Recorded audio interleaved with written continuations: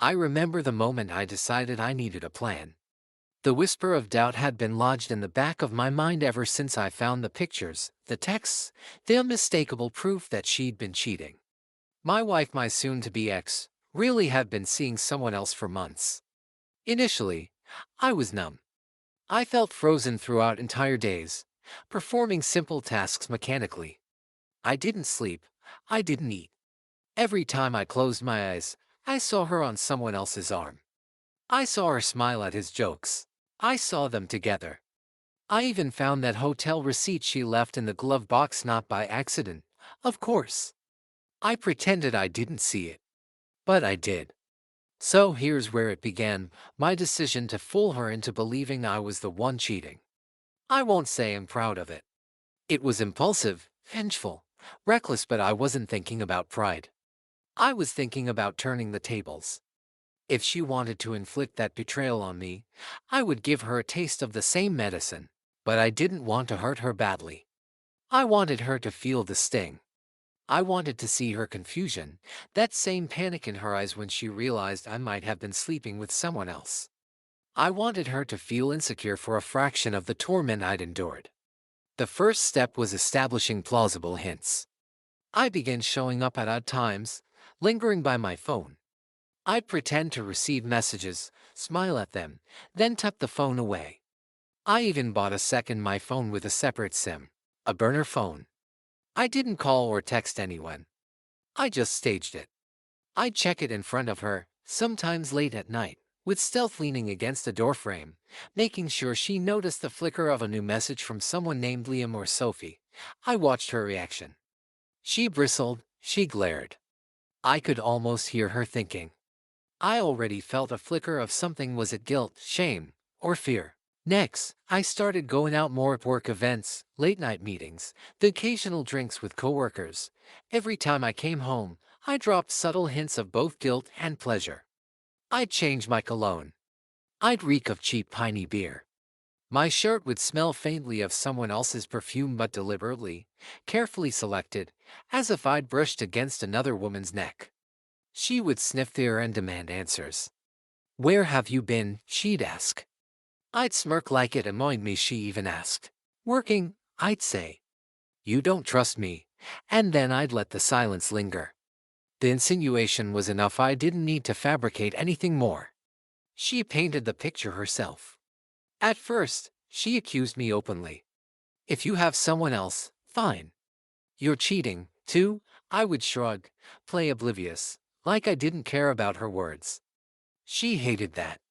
She hated the uncertainty. It drove her nuts. And I knew it was working. She reached out to old colleagues of mine. She logged into my email and phone records, rummaged in my wallet. I let her rummage. I even left a receipt for a lunch in town under Chris W. at a cafe she didn't know I'd visited. But I left other things blank, no name, no number. When I started making up websites I visited, with potential romantic matches on them, anonymous browsing profiles with things like likes, hiking, and wine, she noticed.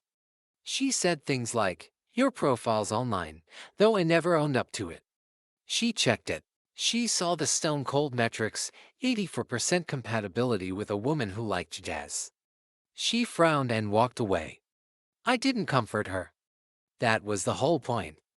At nights, I'd stay up late, pretending to text. The phone would beep 15, 20 times. She'd ask who it is. I'd say nothing. Sometimes I'd fart loudly in the bed. Let her stew. Feel jealous. Feel uncertain. Feel angry. I became a shadow of doubt in her life. I became a mystery. And she was rattled. Then came the meeting. She insisted. "Tell me who it is," she demanded one night at lunch. We met at a hotel lounge. She looked tired, guarded. I raised an eyebrow. "Or what?" she challenged. I smiled and took a sip of coffee. I wondered how she'd react if I told her I was seeing some new assistant, smart woman, late 20s. I toyed with it. I said nothing. She stared. I shrugged. She shook her head and broke down. She whispered, "Stop playing games." But even as she said it, she still didn't know the truth. Around this time, I spilled crumbs of detail. She's into biking, I said once. Never home after 11, I added another night. Perfectly vague. She latched on. She deduced every hint. She confronted me again. I refused to confirm or deny. She accused me of gaslighting. She sobbed. She screamed. It got loud. Servers mumbled. Patrons stared. I didn't care. I just wanted to push her buttons until she felt exactly what I felt. My entire world upended without explanation. But I drew the line before it went too far. I never called anyone. I never arranged to meet someone. I didn't sleep with anyone. I was playing a game of shadows. I had a rule: never do anything I'd regret when pulling the mask off. That made it all the more efficient. I was betraying her trust, yes, but not in real faithfulness. In misinformation. I was redefining cheating and twisting perception. She experienced emotional betrayal, suspicion, but I never cheated. It felt like a paradoxical revenge, an echo of her actions but without the mess of actual infidelity. Then, the twist. About 2 weeks later, I decided I'd had enough. I sat her down one rainy Thursday evening. She looked at me with tired red eyes, as if she'd been crying again. I said, "I'm going to tell you the truth. I never cheated." Her expression flickered: panic, relief, anger, shame, all in microseconds. She stared. She grasped at her phone, whispered, "Stop lying." I showed her the burner phone, empty and used. No texts. She looked at the screen, scanning each non-existent message. I smiled. For a while, I said, "I wanted you to feel what I felt. Lost, betrayed. Suspicious. Lonely. You made me feel all that when I found out about him." Her face crumbled. She whispered, "I'm sorry." I nodded. I waited. "You never really made me jealous, or did you?" She shook her head. She stared at the floor. "I didn't deserve that. I didn't deserve what you did," I said softly. She didn't argue. She left. We never went back. We both signed papers and moved out within a month. She got back with her boyfriend. I moved into a tiny apartment across town with my aged dog. It wasn't the fairy tale revenge I expected. I didn't feel like a hero. I felt hollow. In that moment of confession, when I said, "I never cheated," relief sounded hollow. Her tears echoed empty. Months later, I've been replaying it all. What did I gain? I got her confusion. I got her pain. I got my pound of flesh. But she still cheated. And I'm still heartbroken. I still wake up sometimes thinking, what if I had walked away? What if I had focused on healing, not hurting? But the truth is, when we're wounded, we lash out. It becomes less about logic and more about a primal need to be seen. She saw me. And I saw her unravel. So here's the story. First person. No chapters. No names, just actions and motivations. I fooled her. She believed I was cheating. I made her feel the fragment of what I felt. And then I told her none of it was real. The lie was the point. The pain was the point. Seeing her confused face as the layers lifted, that was the closure, my twisted acknowledgement. Not proud, but honest. We both moved on. We both live with the echo now. And every once in a while, I catch myself wondering whether the echo was even worth it. And maybe that's the real lesson. I fooled her, but did I fool myself too?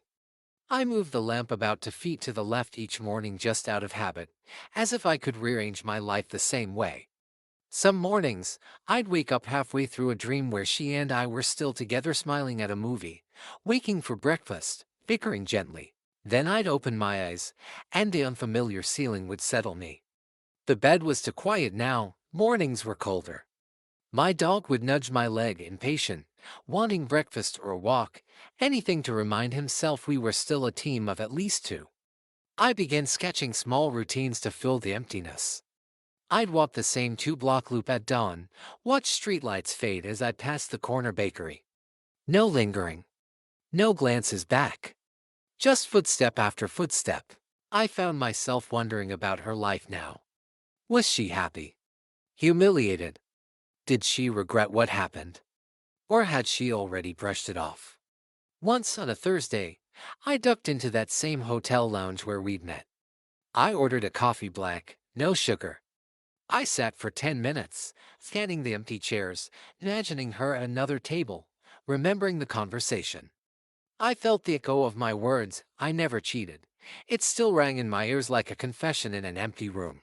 I went home and stared out the window at nothing. The silence gnawed at me. I realized revenge doesn't heal. It's a placeholder, a sad comfort that just prolongs the ache. I wondered whether she'd ever realize how cruel it was to make someone suspect betrayal.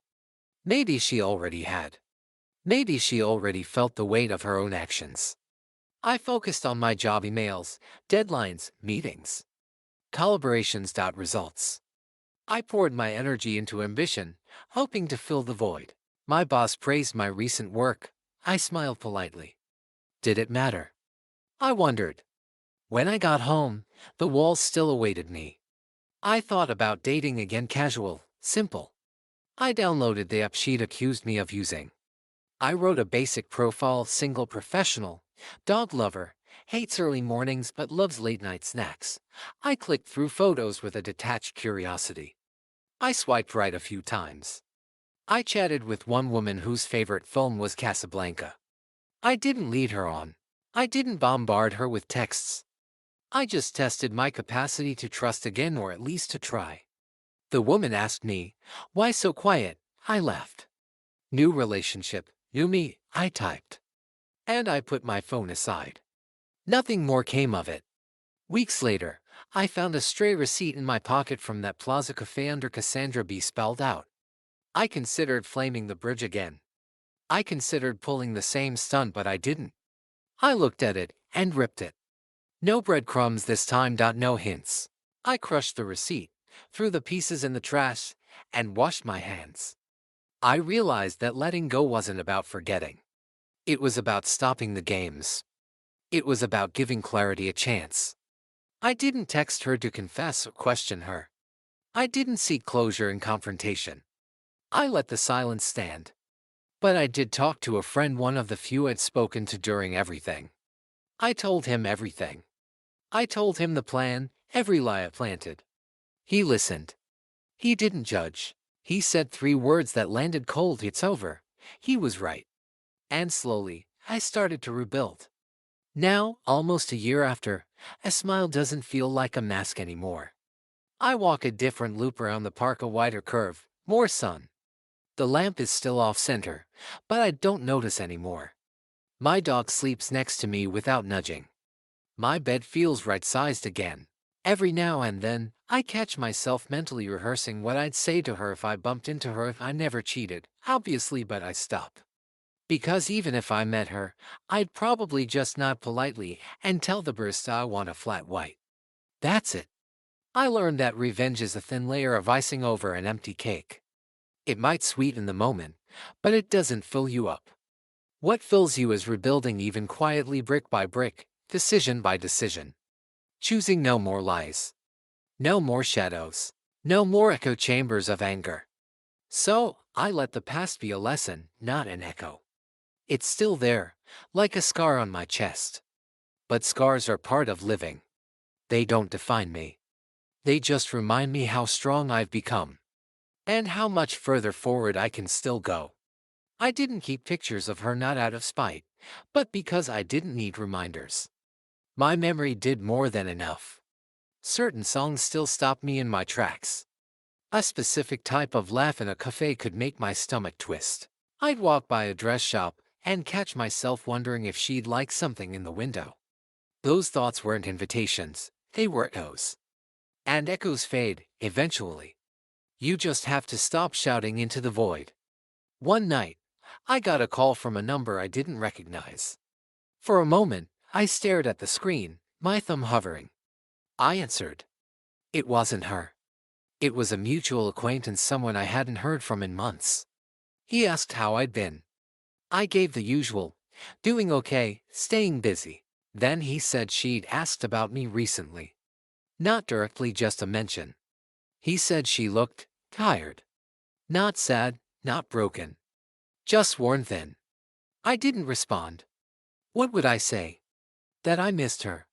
That I didn't. That I still sometimes imagined her walking back through the door, admitting it had all been a mistake. No, that part of me had shriveled and dropped off like dead leaves in winter. And now I was trying to grow something new in spring. I went on a second date a few days later. Different woman Leah. Funny, sincere, not a trace of drama. We talked over tacos, nothing fancy. We laughed. It was easy. I liked easy. I liked the way she spoke with her hands, the way she didn't flinch when I said I'd been married before. What happened? She asked gently. I paused. We lost each other. She nodded like she understood. She didn't press. That silence meant more than sympathy, it meant patience. I wasn't ready to tell anyone the whole story, not yet. Not the burner phone, not the perfume on my collar, not the look on my wife's face when I told her the truth. That part still belonged to me and me alone. After dinner, Leah touched my arm before walking off. Don't wait too long, she said. I didn't know if she meant calling her back or moving on entirely. Either way, she was right. I went home and found myself smiling for no reason. That night, I deleted the last of the evidence, the dummy accounts, the fake contact names, the photos I'd taken to plant suspicions. I felt no need to hold onto the stage props anymore. The show was over. The audience had left. And I was standing alone in the spotlight, finally able to walk off stage. I thought about all the time I spent orchestrating that plan, the energy it took to maintain a lie within a lie. And for what? One tearful confession. One moment of reversal. She was never going to feel what I felt because she didn't lose me the way I lost her. She gave me up long before I even knew there was a game being played. I sat in the living room, the lamp still slightly tilted, and I looked at the blank wall. It didn't scream for decoration anymore. It just stood there, solid and silent, like me. I was beginning to feel whole, not perfect, not untouched, but whole. Weeks later, I ran into her. Of all places, the pharmacy.